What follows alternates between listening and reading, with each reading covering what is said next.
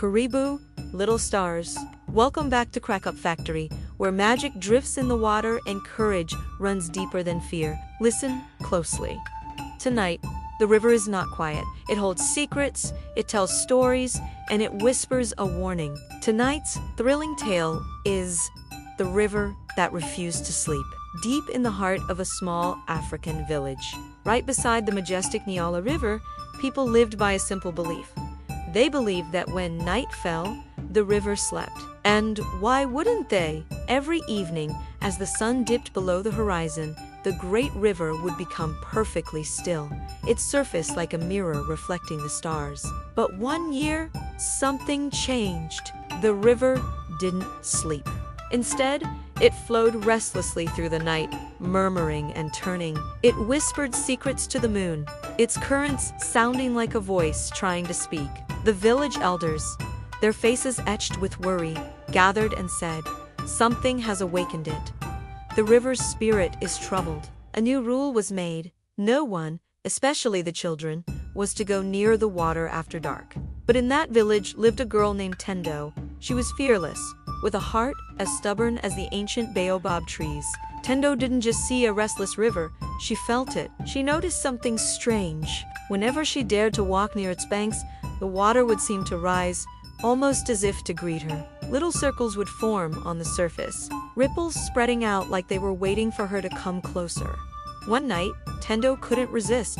The warnings of the elders faded into the background, replaced by the river's magnetic pull. She followed its strange silvery glow, her small feet padding softly on the damp earth. When the moonlight broke through the clouds, it hit the water and revealed something impossible. Just beneath the surface, she saw faces. They were faint, like echoes, the faces of children from long, long ago, children who, the legends said, had been lost to the river. Then the river spoke, not with a voice, but through its ripples, a language only a brave heart could understand. "I am tired," the water whispered, "of swallowing broken promises." Tendo gasped, a shiver running down her spine. The next morning, she ran to the elders, her eyes wide with what she had seen.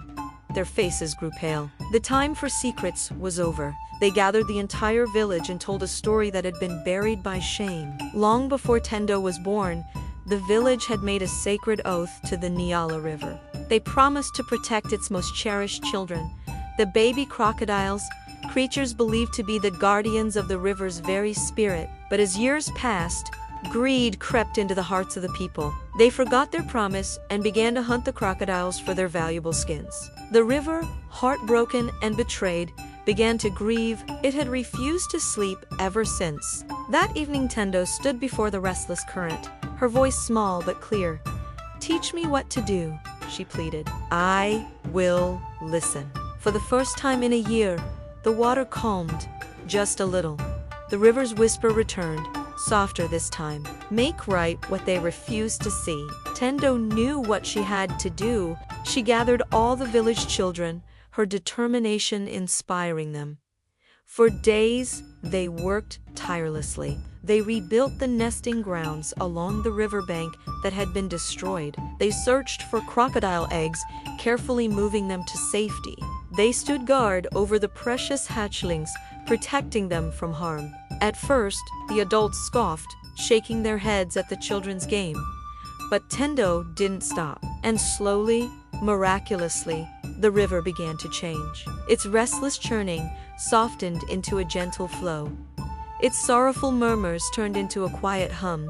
Then, one night, the most incredible thing happened. The river didn't just flow, it sang. A low, ancient lullaby filled the air, and for the first time in a very long time, the Nyala River finally slept. When the sun rose the next morning, the elders walked to the riverbank and found a sight that made them gasp. The bank was filled with tiny, baby crocodiles, and they were surrounding Tendo, not with aggression, but as if they were her loyal soldiers. The village chief, his eyes filled with awe and humility, bowed his head. "The river," he announced to everyone, "listens only to hearts that keep their promises." From that day on, the river slept peacefully every night, its trust restored. The village never forgot its oath again, and Tendo, the fearless girl with a stubborn heart, was given a new name, Keeper of the River's Rest. The story of Tendo teaches us that nature remembers what humans forget.